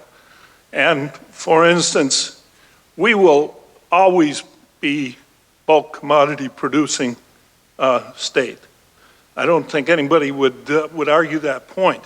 But if we want to add to that, if we want to go into value added, if we want to process things, if we want to do specialized marketing, if we want to have manufacturing, we're going to have to require containers. So what's going to happen kind of in the future with containerization? Well, there are a number of factors that I've already referenced, including reduced port costs and that sort of thing. But there's two really important things that we need to pay attention to.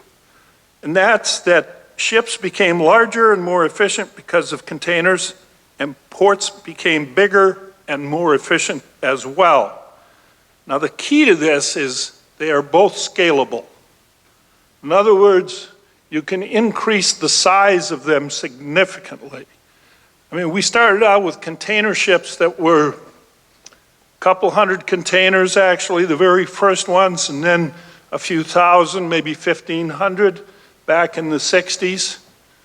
Today's world, we're talking container ships that have 18,000 containers on them, 18,000 TEUs.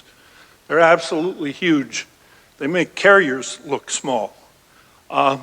There are, I think, a total of 5 new container ships on the order books today of 20,000 containers. It drops the cost just in bunker fuel, which is the lion's share of the cost of operating a ship, 35%, going from, say, a 13,000 TEU ship to, say, an 18,000 TEU ship. So what does that mean for us?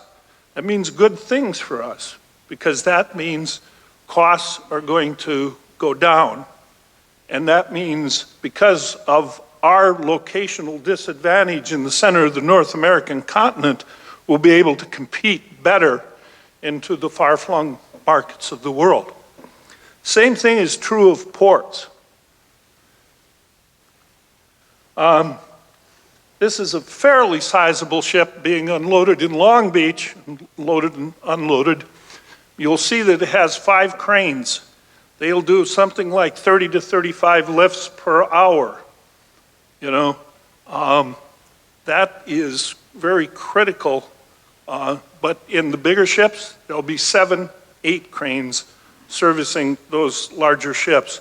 Now, some people say they probably won't dominate the trade. I think they will, but it will be in specific lanes, for instance, Hong Kong, Vancouver, Hong Kong, Seattle, places like that.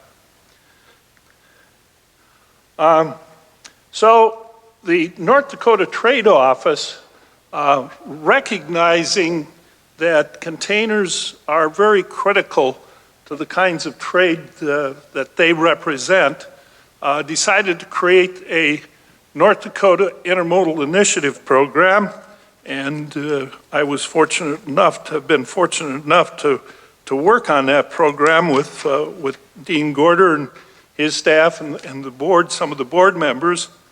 And really the purpose is to promote and advocate for competitive intermodal service and rates in North Dakota because of its importance.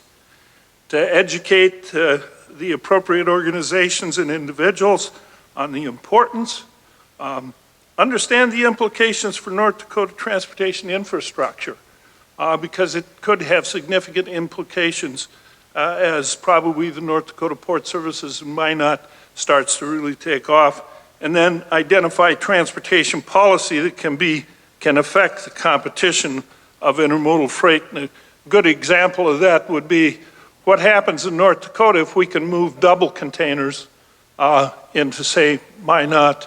It will give us a significant competitive advantage over Minneapolis, for instance. So things like that are important. We have a steering committee for the program. You can read through the folks there real quick, but I think it's a real blue ribbon panel of people that represent several industries, several organizations in the state of North Dakota. Some of the objectives is to really evaluate the current intermodal environment and how it's changing relative to the recent past, identify factors that are influencing those changes, what are our infrastructure needs, suggest transportation policy needs. For instance, we worked with the North Dakota legislature this year on trying to see where we move towards a standard truck envelope of 129,000 pounds and 100 foot, so we can do that double container thing.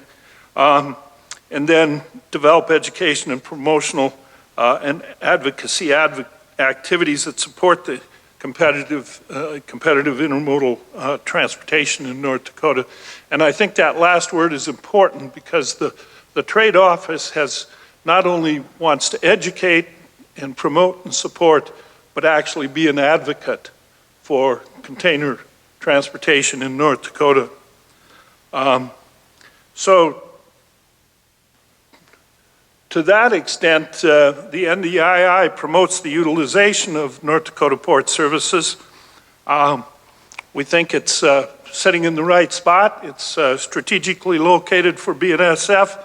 It's essentially midway between SeaTac and Chicago. It's critical to the regional economy in the 21st century. It certainly could provide better service than existing ramps. A good example is Minneapolis. Minneapolis has problems serving the customers that it has. It is really key to economic diversification, and it can serve a large geographic territory. And I think that last one is best illustrated by looking at the BNSF map, and I can't remember where's the Waldo thing. Well, the question here is, where's the blank spot? If you're sitting here in Bismarck or some other part of North Dakota, if you want to go west, your first real intermodal opportunity is Seattle, even although Spokane has a ramp. If you want to go east, it's really Chicago. If you want to go southwest, it's Denver. And if you want to go to the southeast, it's Kansas City, which just built a brand new, really expensive and very nice intermodal facility down there. So I ask, where's the blank spot? And I'd say Minot comes pretty close to it. So just a little bit about what is the existing traffic that we can think about now. and I want to emphasize that. Certainly, in terms of the Bakken, you've got inputs that could be coming in by container. There are manufacturing inputs that are coming into the state by truck that could logically be coming in by container. In terms of outbound and adding value before it leaves the state, we've got certainly food-grade soybeans. There's a number of examples of firms, about 13 firms in the state that or 9 firms in the state that are doing business in that area. Pulses, dry peas, and lentils, I think there's about 13 firms in the state that are exporting. Dry edible beans, we could be shipping to Mexico. Specialized wheat, there's some specialized wheat going out of this state. But interestingly enough, in discussions I've had with producers and merchandisers, they feel that they could move commodity wheat and commodity soybeans out of the state in containers and take advantage of some market conditions that they can't right now. So processed ag committees, we're also moving reconditioned farm equipment in containers. Believe it or not, they can take a modern combine and break it down and put it into 3 40-foot containers and ship it over to Africa.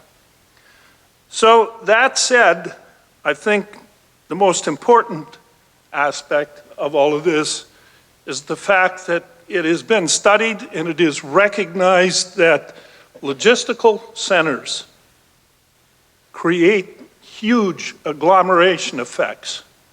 And it's very interesting that in a book that Yossi Sheffi from MIT just put out called Logistic Clusters in 2012, Delivering Value and Driving Growth, that Michael Porter, who I think is one of the best business economists that the world has known and is very good on the competitive side, reviewed the book, and I highlighted part of what his review was. But he said such clustering unlocks large positive externalities and economic growth in logistics while stimulating related economic diversification in logistically intensive fields. And we know a lot about logistically intensive fields because that's what we've focused on for the history of the North Dakota economy. So with that, I'd like to close. I've probably taken a little more time than I should have, but thanks for your attention, and I'll turn it back to the mayor.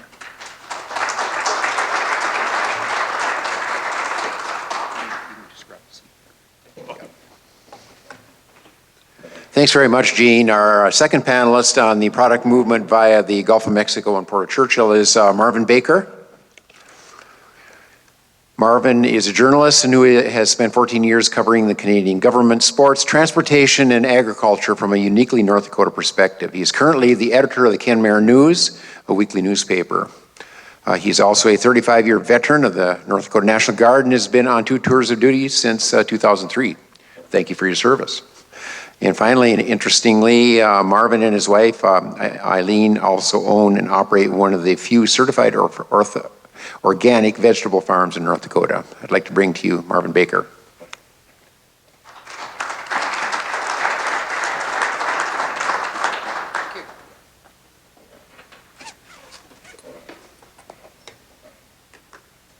Good afternoon and welcome to Bismarck State College.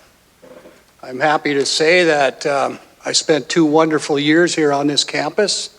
At the time, this building did not exist, as I was part of the class of 1986.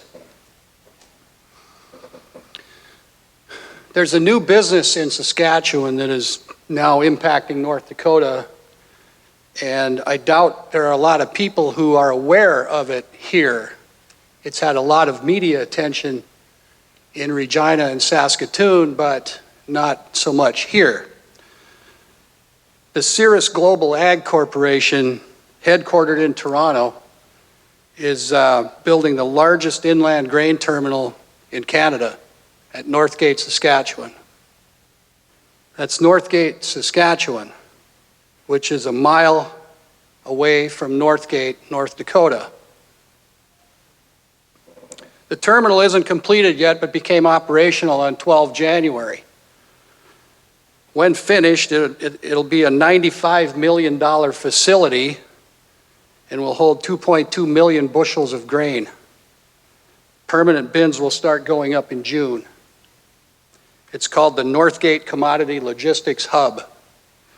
Right now, the terminal is shipping 56 rail cars or 170,000 bushels of grain weekly into North Dakota and points beyond.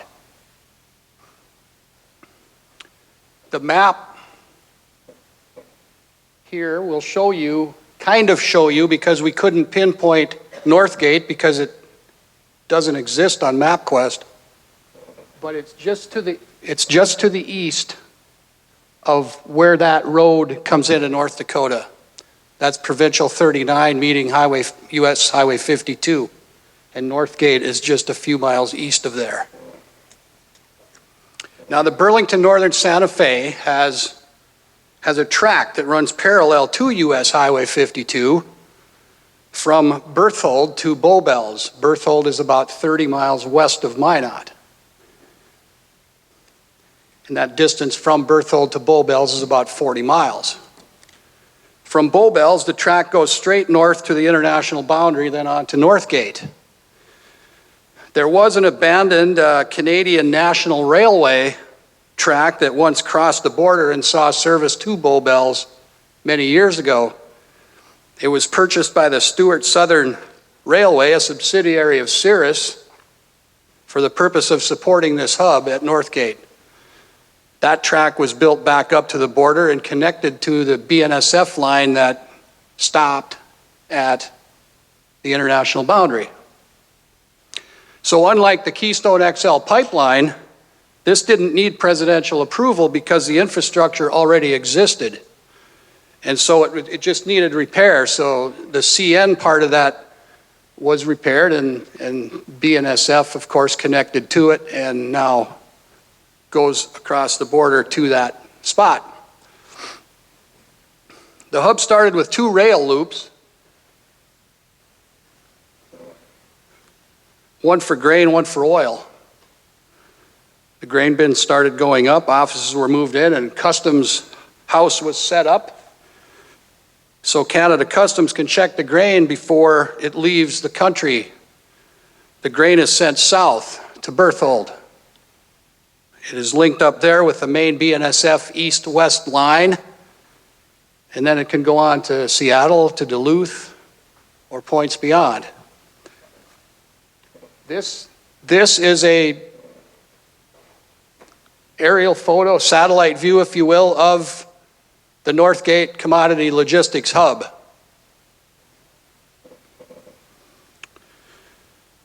Thus far, the bulk commodity shipped from Northgate has been Durham wheat. Ultimately, Cirrus plans to ship canola when it establishes relationships with crushing plants in Mexico, as well as other grains. Northgate is an interesting concept. Many of you are familiar with the Canadian Wheat Board. The hub idea was created in 2009 as a way of replacing the Canadian Wheat Board, since farmers were left without that marketing option when the Wheat Board ceased operations. So when it's completed, the terminal will move 220 rail cars or 2 unit trains per week. Total of 900,000 bushels weekly will move into or through the United States. It's anticipated that sometime in 2016, the terminal will begin shipping 60,000 barrels of oil per day, in addition to the grain. Eventually, the terminal will become a supply center. On the return trip, it is said BNSF will deliver farm fertilizers, construction materials, and frac sand. When completed, the terminal will have 4 240,000 bushel grain bins, 2 340,000 bushel bins, and 1 massive 420,000 bushel bin. With that said, 450 million bushels of grain are produced annually on the Canadian side within 100 miles of Northgate in southeastern Saskatchewan, southwest Manitoba. So when it becomes fully operational, the hub will employ about 50 people and up to a half a dozen Canada Customs inspectors. Bill Boyd, Saskatchewan Minister of Energy and Resources, said in a recent newspaper interview that farmers and oil producers intend to take full advantage of the terminal, the transportation link to BNSF's main line and the United States markets. On a side note, the rail line runs south. You can't see it on this slide, but it runs south, right across the border, just a mile, past the General Mills facility at Northgate, North Dakota. That's an oats receiving station that's in the United States and is owned jointly by General Mills and Viterra, which formerly was called the Saskatchewan Wheat Pool. So the nearest country elevators to the hub are CHS Sun Prairie at Bowbells, 13 miles to the south, and Patterson Grain and Viterra in Cardiff, Saskatchewan, which is about 25 miles to the north. The nearest inland terminal is the Weyburn Inland Terminal, owned by Parrish and Heimbecker, about 70 miles to the northwest. The nearest seagoing port is at Thunder Bay, Ontario. There was some debate whether it was Churchill, Manitoba, but it is actually Thunder Bay. North Dakota Highway 8 connects to Saskatchewan Provincial Highway 9 at the border just several hundred feet to the west of the terminal, and I think you can see it there. Provincial Highway 9 just hooks up with North Dakota 8 right there. So the Northgate hub is a clever idea. It's one that builds on otherwise useless land in a sparsely populated area.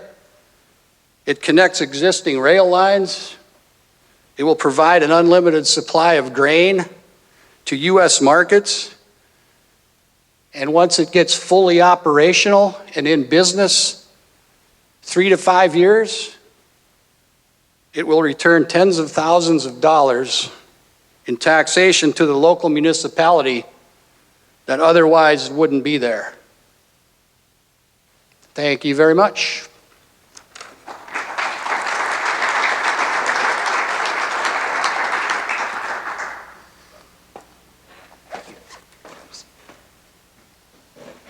Our third panelist is Bruce Mortensen. He's a graduate at Ohio State University in 1998 in finance with a minor in economics. He has 15 years of commodity trading experience with ConAgra and Land O'Lakes. Started at an international trading office in Minneapolis, JD High School, focusing on containerized exports and other commodities.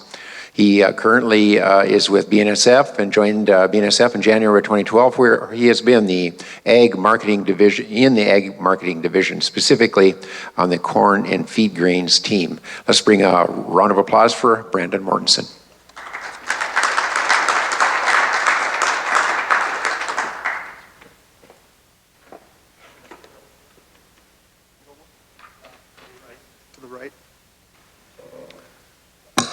Good afternoon. Thanks for having me. Especially thanks for having me back to North Dakota. I was born and raised in Grand Forks, North Dakota, so I do consider North Dakota home, and it's great to be back. In an effort to get along to the panelist discussion and Q&A, which I always find most helpful, I was going to just throw up a few quick slides and really wanted to focus our attention going forward and what BNSF is doing from today going into the future. Like everybody in this room, our emphasis is on the future and growth. So to look forward, I think you really have to take a look back and understand where you're coming from. And the term tepid recovery has been used over and over through the last 6 to 7 years. And certainly while the U.S. has had a tepid recovery since the Great Recession, the railroads have actually enjoyed a much more robust growth, and it's actually doubled that of U.S. GDP growth in the last 6 to 7 years. The natural question then gets to be, where is that growth coming from? And what I wanted to look at here specifically, given that we are in Bismarck, North Dakota, was industrial products, which you see there, and certainly crude oil comes to mind first and foremost. The other thing is intermodal, and certainly international has been a growth engine for us. It grows at about the rate of the economy. Domestic intermodal, on the other hand, has actually outpaced that of international growth, as we've seen the demographics of the trucking industry struggle.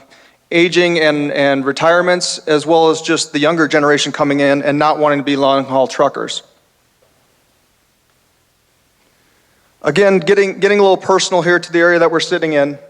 These numbers kind of speak for themselves. Everybody is well aware of oil. Agriculture has certainly done well in the last few years, specifically the crop year of 2012. What is probably gets a little less airplay is all the inbound material that supports that crude oil. Pipe, frac sand, even a little bit of water is now being looked at to be brought in on rail. Spending and investing for the future and for growth.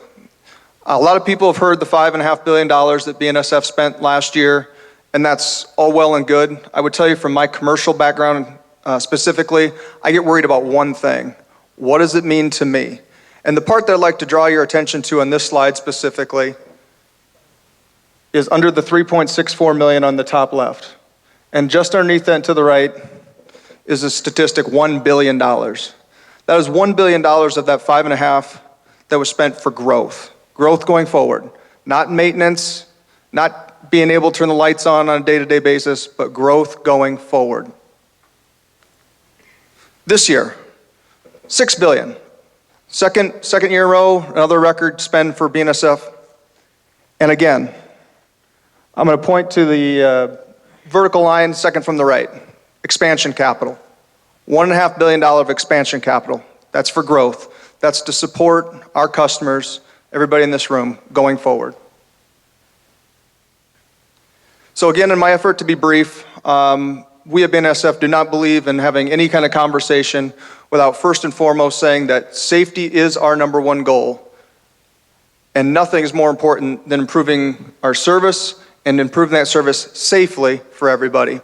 We appreciate your business. I'm glad you had me here. And with that, we'll get on to the Q&A.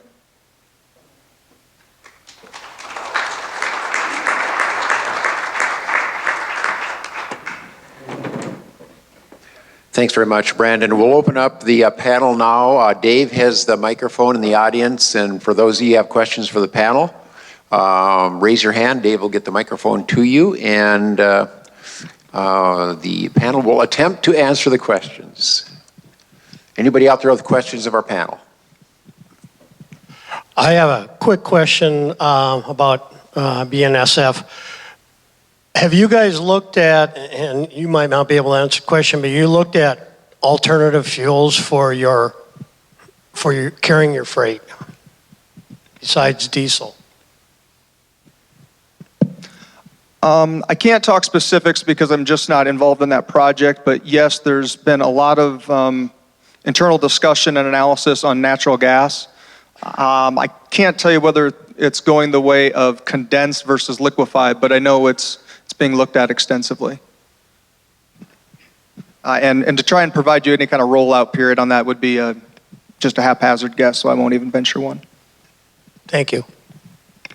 One of our speakers this morning noted that he had a hard time to obtain containers source loaded to here in North Dakota. And that's not an uncommon problem for us as well, to have containers to source load on the prairies in Canada.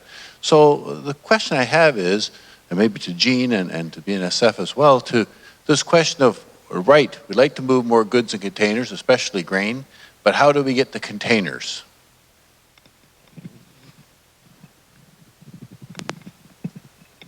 That's the million-dollar question.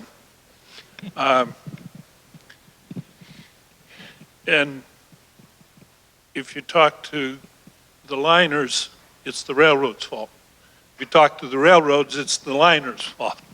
But the truth of the matter is closer to the fact that, in in one of your slides, you had velocity. Velocity is the key to profitability in the transportation business. And there's probably some truth to the matter that they really don't want to unload containers from empties from Chicago headed to Seattle because it reduces their velocity.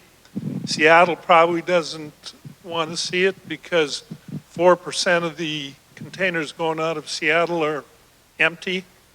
It's actually closer to about 19%, but that 15% is into domestic trade going into Alaska.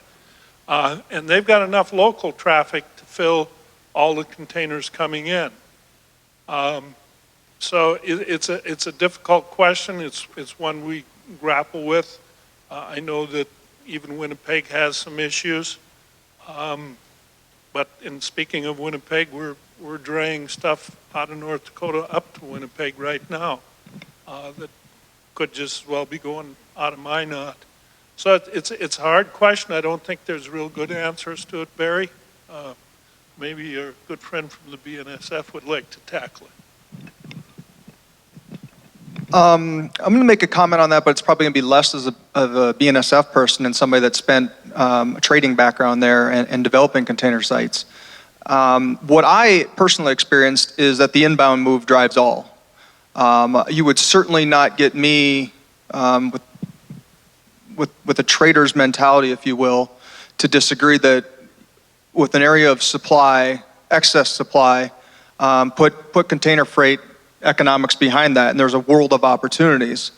No argument there. But why does that box come here to begin with? And in my opinion, until that fundamental question gets answered, the westbound move or the reposition back to Asia is always going to remain, the holy grail of a mystery to solve. The only facility that I've ever had any experience with that had any sort of success whatsoever was the Montevideo, Minnesota facility, where it repositioned containers out there, and even that was, I think success was probably a matter of a year, 18 months at most, and that model was not sustainable. Add one comment. I think that's absolutely right. I mean, what they're looking for is a match back.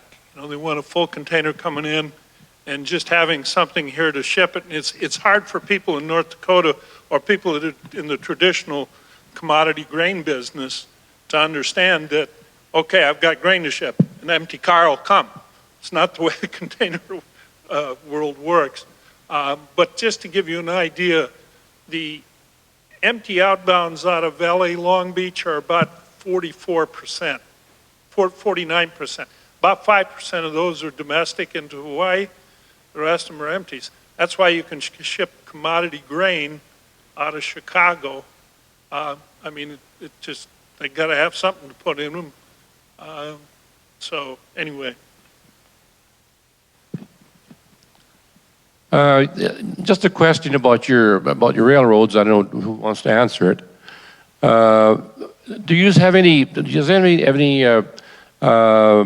rail lines privately owned like we have in Canada, like our short lines? When you talk about the line coming from the terminal down into the States there, would appear to me, would that be a privately owned line, that one coming down from there? I guess if the question is that specific one unique and into itself, or is privately owned in other places? Yeah, right. Anywhere. I guess define privately owned. I can't get into the nuances of the Pacific Harbor lines that serves the ports in Los Angeles, for example, and whether that's a publicly traded company or a private company, but certainly if it's a private equity company, and I'm not suggesting it is, I don't know, then it's privately owned.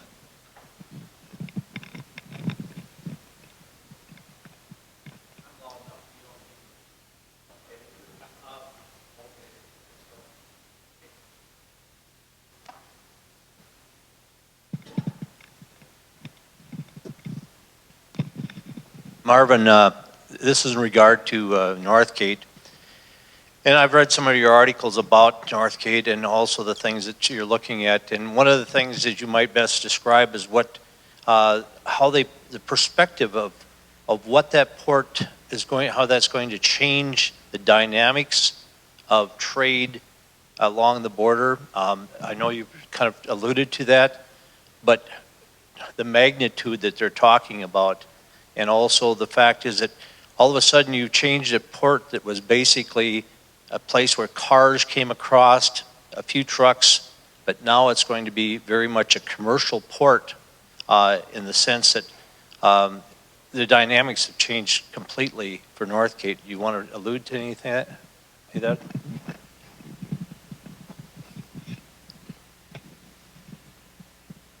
The hub is going to accept grain from, as I said, southwest Manitoba, southeastern Saskatchewan, but I have been told that some of that grain is coming in from as far as 150 miles north now, and that hub isn't completely operational yet. It's being built and building as time goes on. I have not gotten into the specifics of whether or not North Dakota grain will go to Northgate, because there are price differentials, and I'm not sure if producers will take that grain to Northgate or whether they could just simply take it to 13 miles to Bull Bells, to CHS Sun Prairie. There's also the fact that that hub, as large as it's going to be, isn't going to displace country elevators. At least that's what I've been told. There's elevators at Estevan, there's elevators at Cardiff, and at Redvers, Saskatchewan, and then some as you go into Manitoba. So apparently it won't displace those country elevators and put people out of work. It's an addition. And as far as the port of entry is concerned, in my career, I've seen a lot of photographs of that port of entry with abandoned cars, abandoned buildings, grass growing up all over the place. And so now with 50 people working there, or what will come to be 50 people, that's going to revolutionize that little geographical spot on the international boundary. Because there is a community of Northgate, North Dakota, which is an unincorporated village, but there are probably 30 or 40 people who live there. I would assume that Northgate is going to grow because of that. Even though it's across the border, just a mile, but it's across the boundary.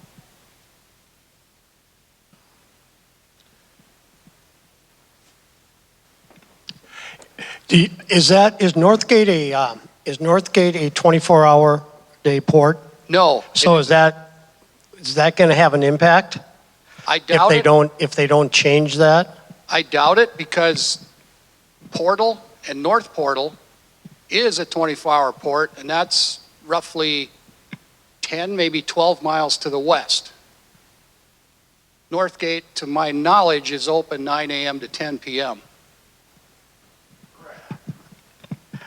I have one more question for Brandon.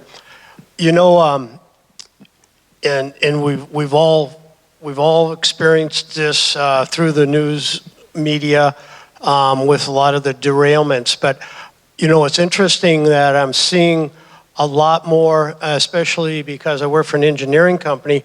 A lot of cities are looking at doing a bypass around their city for these oil tankers coming in. And can you just, I mean, I know you're an ag guy, but maybe you can comment a little bit about that, because, you know, I know Seattle's had some conversations, Spokane, Billings, Sheridan, doing these bypasses, because most rail runs right through the heart of a city. Can you make just a quick comment on that? You know, I apologize. I really can't. I'm certainly aware of it. You know, we're all aware that you go back 150 years and towns sprang up because that's where the railroad went through. Now you want to build these bypasses. Again, I know of the situation, but for me to sit here and comment or speculate on it would just be that, and I don't think that's fair for the audience. Thank you. Let's give a round of applause to our panel for today.